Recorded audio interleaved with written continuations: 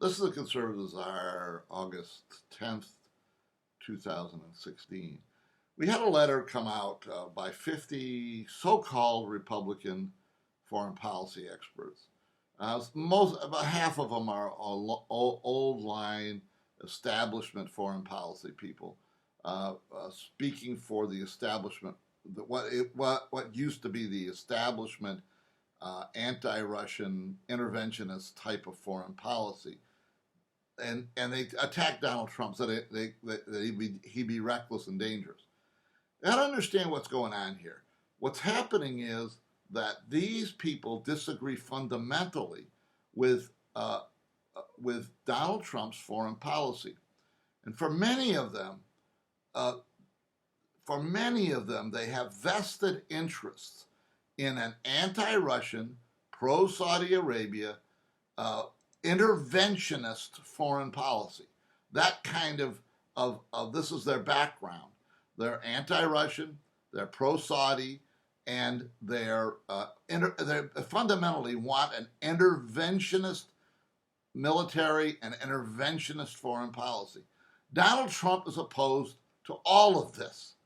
Okay, he is opposed to all of it. It's a policy disagreement, which is fundamental, and Donald Trump is he's not pro-Russian. In fact, with the Donald Trump presidency, the issue of the relationship with Russia could be very bad, because Donald Trump is a man of action, believes what he says, and if there isn't an agreement, if Putin doesn't come along with an agreement, he can't push Donald Trump around.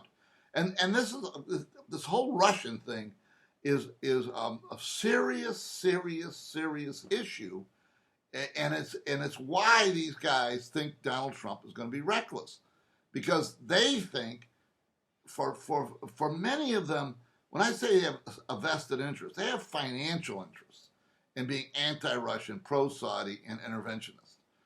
They have financial interest in that. This is how they get paid their money, is by advocating these positions. Many of them are lobbyists, maybe not in fact that they're registered lobbyists, but they are paid to be anti-Russian, pro-Saudi, and interventionist. I don't mean that that's necessarily nefarious. I mean that people who are anti-Russian are supporting these 50 guys, or many of them, for the reasons that they think Russia's dangerous and should not be, and should be attacked constantly.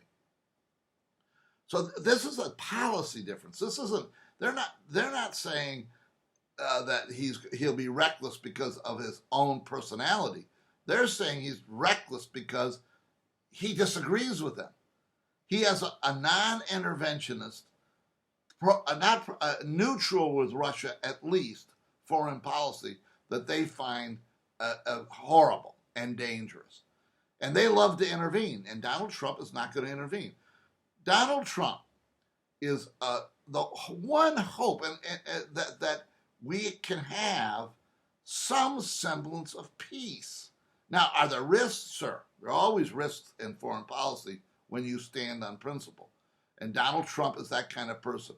But this is a disagreement. It's basically a disagreement between Donald Trump being a non-interventionist, a new thinker, rethinking a lot of things about foreign policy that have gotten us into the mess today. And this is the establishment Republicans saying, no, we have to intervene. We have to be anti-Russian.